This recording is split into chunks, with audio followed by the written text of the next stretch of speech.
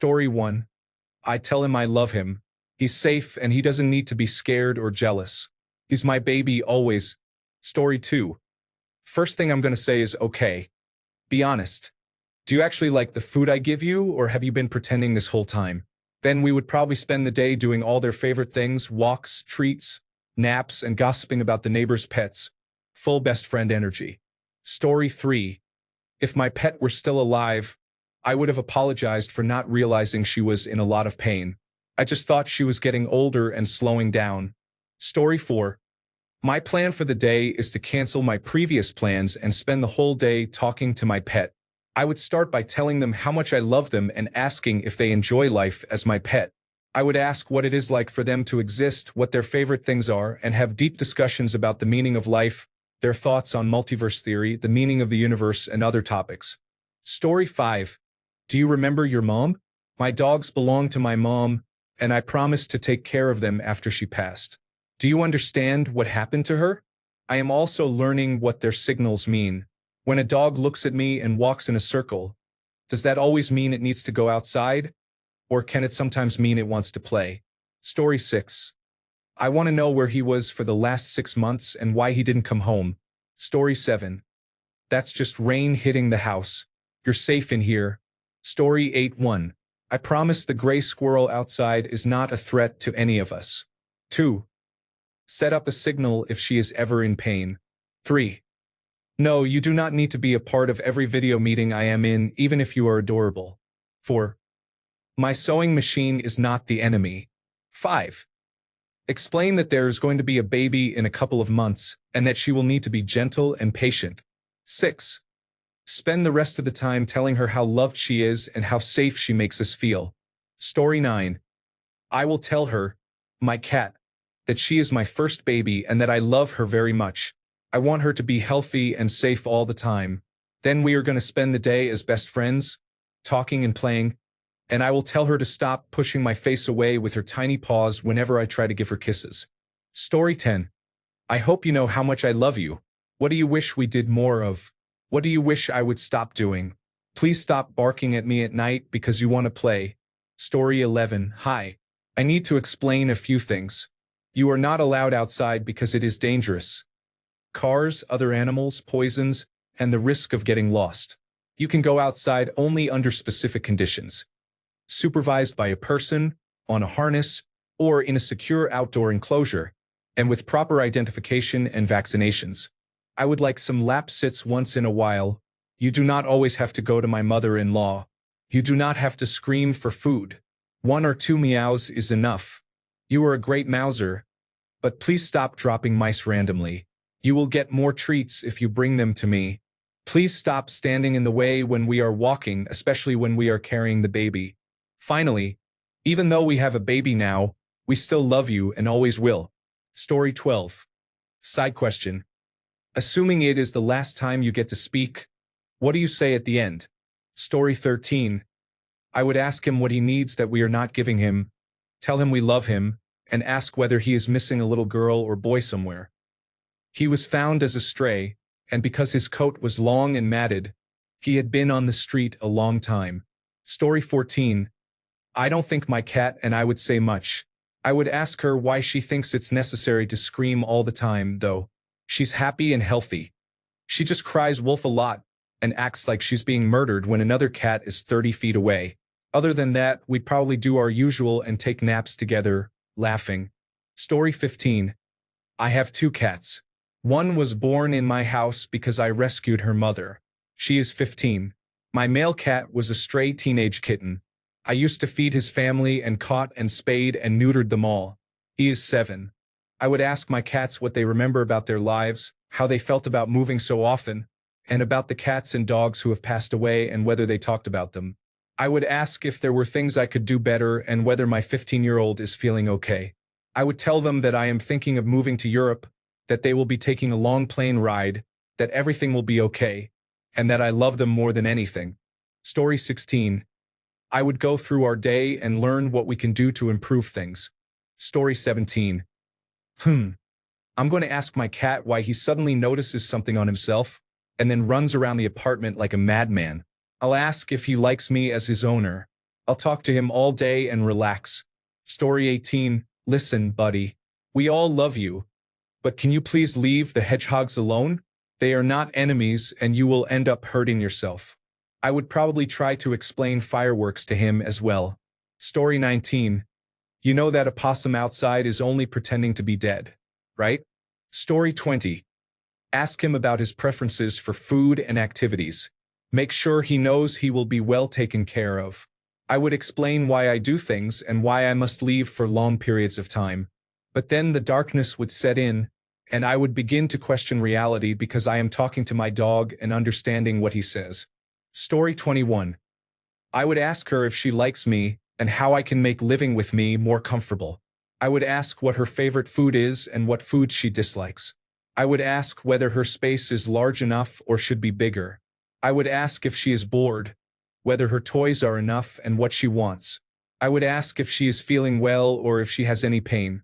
I would tell her that I love her, that she does not have to be so wary of me, and that I would never harm her in any way. I have a hamster. Story 22. I'd ask him how he's really doing, what he likes to do most of all, and I'd tell him how important he is to me. Then I'd listen to him. We'd work out some signals to use to communicate in the future.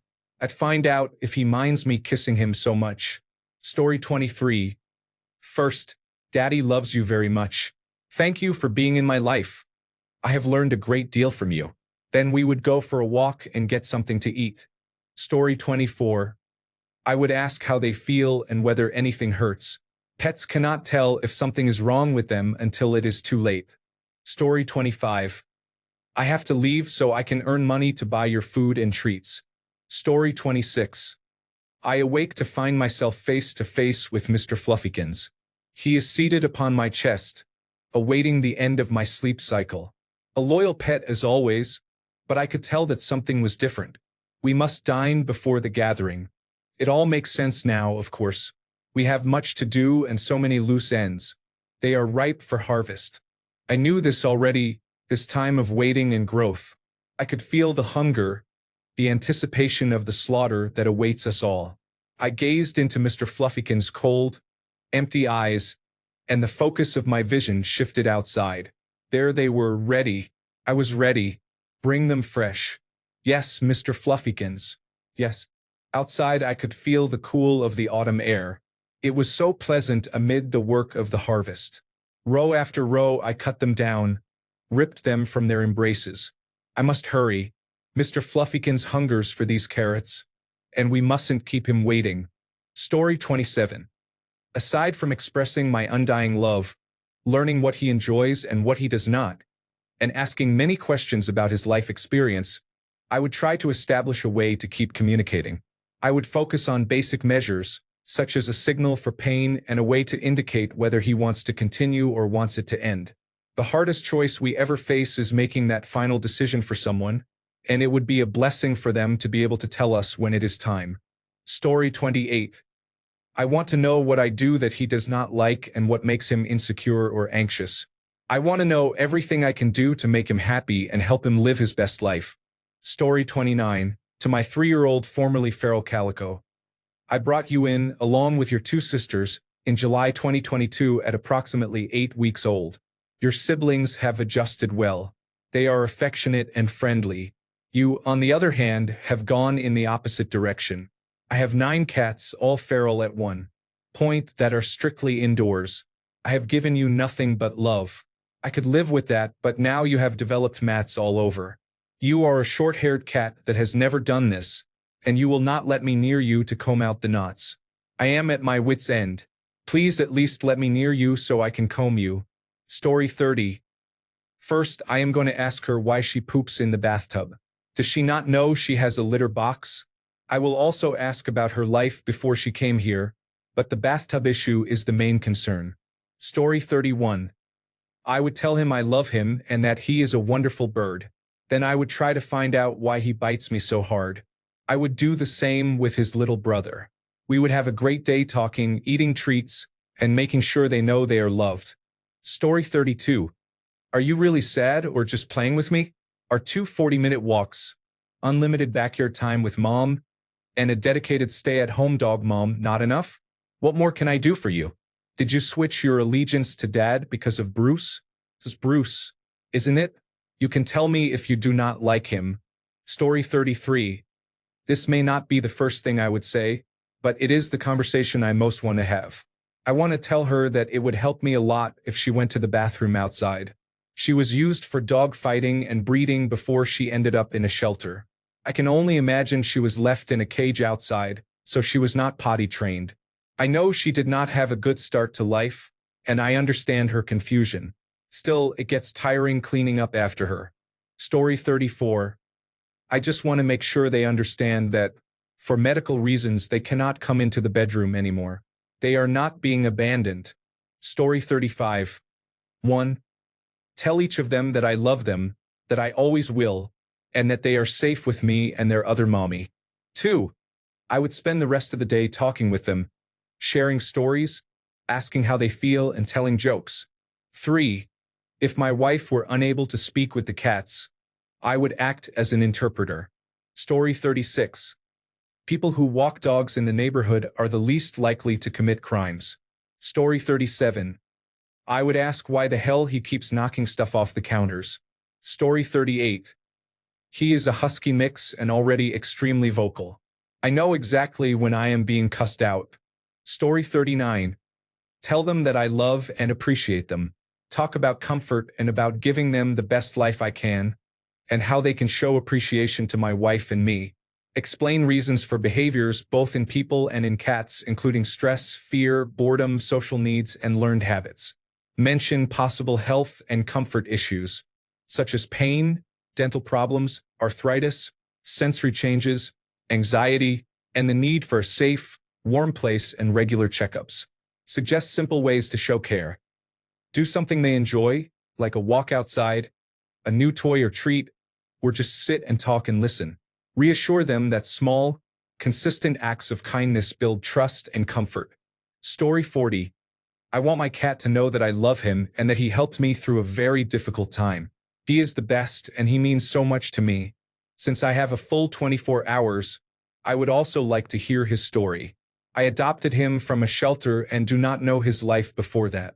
The shelter staff said he was nervous around people and was covered in fleas when they were first found. But he is calm, sweet, and cuddly now. I am curious about what his life was like before.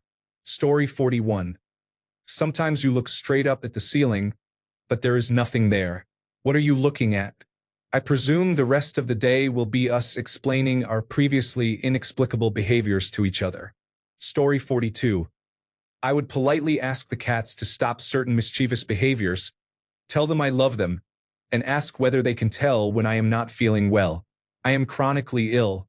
I would also ask if they remember Milo, another cat we had who is no longer with us. Story 43. I'd ask our cat, adopted at 10 years old, what her life was like before she came to us. Story 44. I will tell the cat that I love him and that he is safe. Why does he always jump when I go to the toilet? Story 45. We are probably in a therapy session about the Thundershirt I bought for him that did not work, then mostly food. Maybe a chat about where not to poop. I teach him how to use the remote for the spare television so he can find all his favorite shows. We have a lengthy discussion about food, the best way to prepare certain meats he likes, and a few toys he wishes he had. He is so needy. Story 46. Me. All right, Tucker. Here's the deal. You don't own the sidewalk just because you peed on it. Other dogs and people use it, so stop screaming at them. You would get to meet every dog we see if you didn't screech like you were being murdered and hurl yourself at them. You're doing it all wrong. If you just calm down, you would get to do all these other things. Tucker. Why don't you like it when I try to play with you when you wrestle your girl human? Me, that's sex. Tucker. I thought sex was when you stare at the rectangle and touch your penis. Me, that's masturbation. Tucker. You have a master and he makes you touch your penis? Story 47. I would tell her that she is missed very much. When I miss her most, I sleep clutching my favorite picture of her close to my heart. I am sorry I never noticed she was sick. I am sorry I could not afford to get her the health care she needed. I loved her so much, and I hope she knew that. I would probably spend the whole day just holding her in my arms, burying my face in her fur, and smelling her little paws. I just really miss my dog. Story 48. It would just be my cat yelling, "Can you feed me now, though?" all day, and me replying, "Not yet. Eat the dry food if you're hungry." It's just how we talk every day. Story 49. I know how special he is and how much I adore him. I want to know whether I am meeting all his needs. Is there anything he wants that he does not have? I would take him anywhere he wanted to go. Story 50. What is one thing I can do every day that will make you happy? How long do you want to compromise on walks? Story 51. Okay, buddy, spill it. What do you actually think of the mailman? Be honest. Story 52. Assuming it is not considered cheating, I would try to teach her to use talking button devices to communicate simple things that are hard for a cat to express, such as hurt and hungry, or whatever she would want to communicate after she changes back. If that is considered cheating, I would simply explain to her what a human family means to me. I would explain that she is part of my family and that I will protect her. Story 53. I love all of you unconditionally until my dying breath, but leave the fucking Christmas tree alone. Story 54. Ask my 2-year-old corgi why he continues to chew our socks and underwear even when he gets in trouble, and then ask him to stop. Story 55. Would you like to trade places for the next 24 hours if we could? Story 56. Are they sentient, or are they simply able to speak for 1 hour and not remember anything you say or what it means? Story 57. Do you prefer steak or bacon, or what is your favorite? Story 58. How exactly do you lick your balls? Then, once I know the answer, you can guess what I am doing for the next 24 hours. Story 59. Hi, what are you thinking about? Food?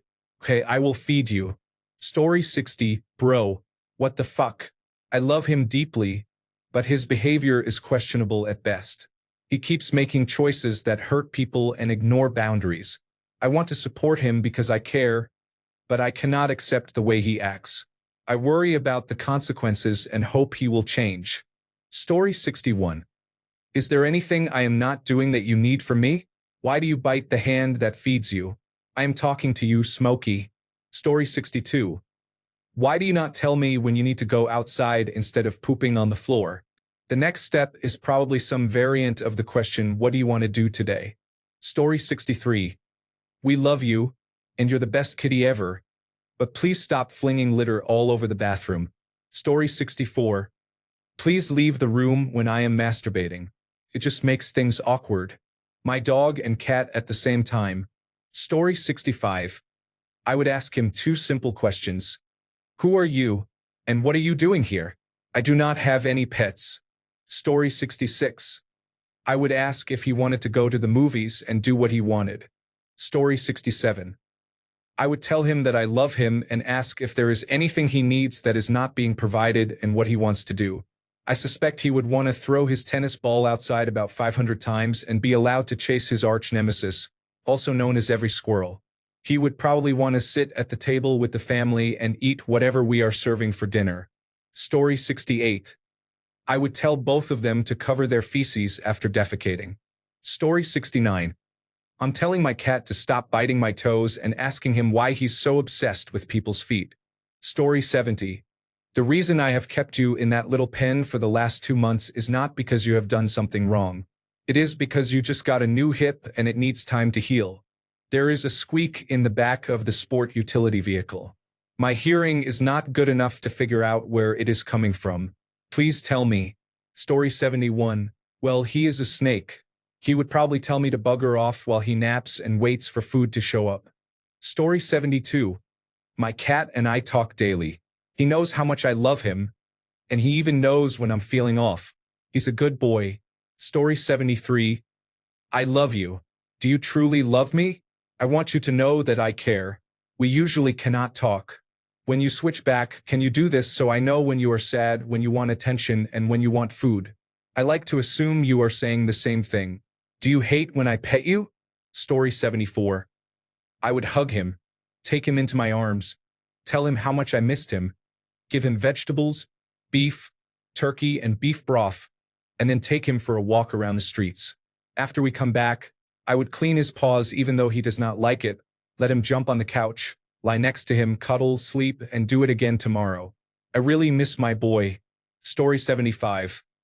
I'd ask their thoughts on the food they eat and try to talk through why they are such assholes to the neighbors. We will go to Chick-fil-A, the park, and PetSmart with Grandma. Story 76. Sorry, I can't assist with requests that sexualize minors. I can help rewrite the text into a neutral, speech-ready version instead. For example, how have you been this year? You've been through a lot. Tell me the tone or wording you prefer. Thanks a bunch for sticking around till the end of the video. Remember to subscribe, and until next time, stay awesome and goodbye.